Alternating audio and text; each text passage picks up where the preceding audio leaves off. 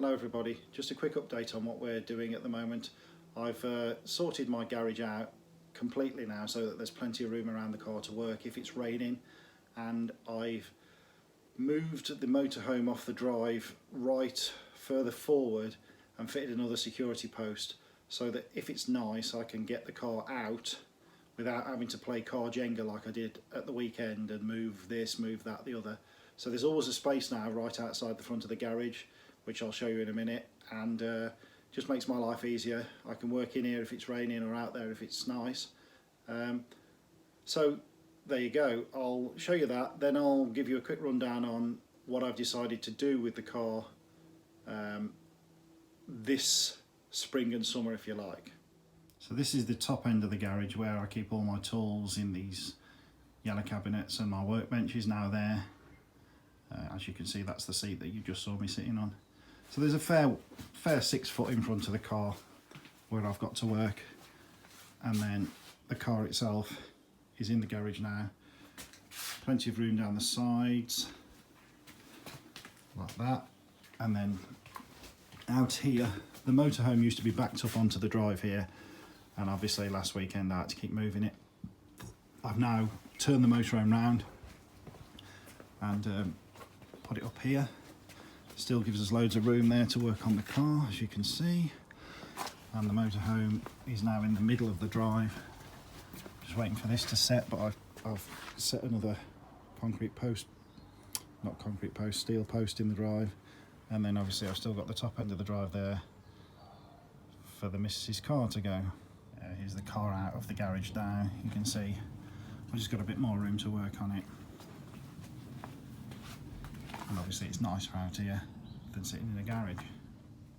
So where we're at, the plan is flexible, but to a point. This is what I want to do, certainly this year. Get the car checked over completely by myself first, obviously, because I've got a fair clue of what I'm doing. Then get it in for an MOT, just so I can really see if there's anything dangerous that needs fixing. And then basically just have it as a rolling resto this year. I want to be able to drive it even in the condition it's in, because I feel if I start stripping it down now, I'll not lose heart, but I'll be a bit, you know, fed up that I haven't had a go in it, if you like, because all I've done is backed it off the trailer and straight onto the drive. So I'm going to tidy it up as much as I can, do bits and bobs on it, and then during the autumn and winter is when I'll start doing the preparation for getting it sprayed and bodywork done, etc, etc, to make it look a lot better than it does. One of the first jobs that I've got to get sorted as soon as we can actually go out again is the suspension needs pumping up. I've been in contact with the guy off Facebook that does the hydrogas, Ian, can't think of his name, but I'm sure if you know Allegros you'll know this Ian guy. He's going to come out to the house and redo all the suspension on the car.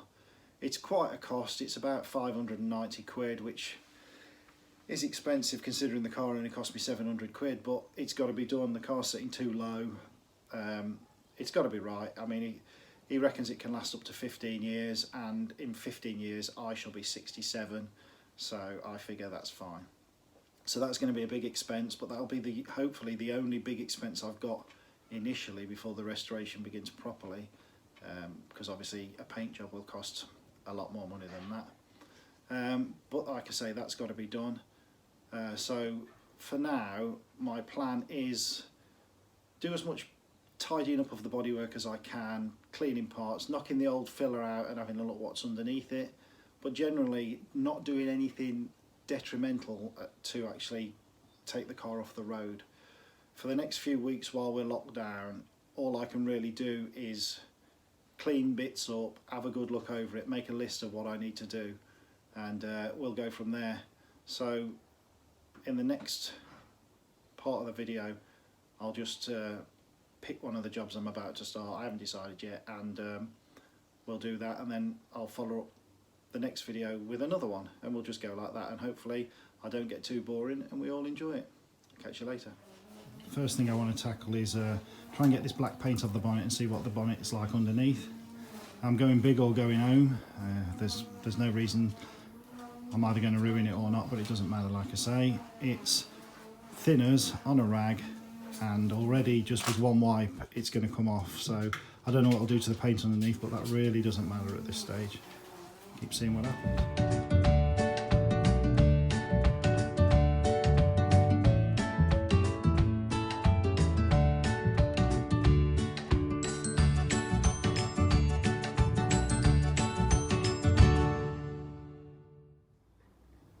Right, so I've been quite extreme with the thinners just to break the top layer down.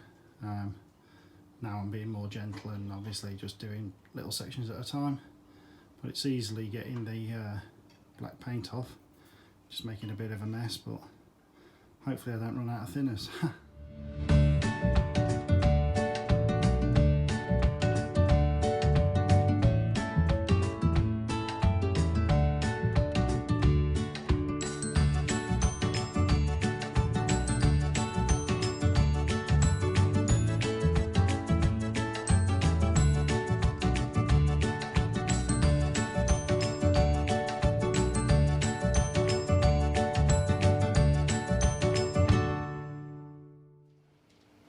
So here we are about halfway through.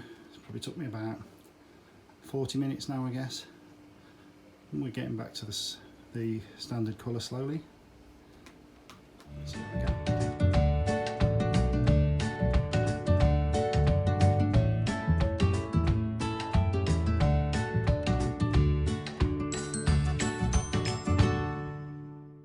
Righto, that's all of it off now.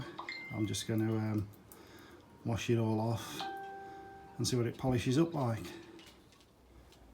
Here we go then, it's just been washed, waxed and polished. No reason to do that really, but just fancied doing it. I always do pointless stuff.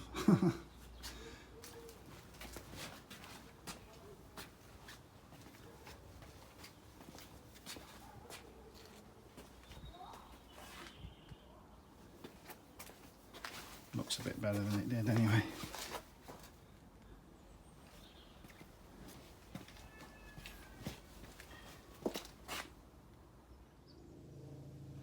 Right then, that's it for today.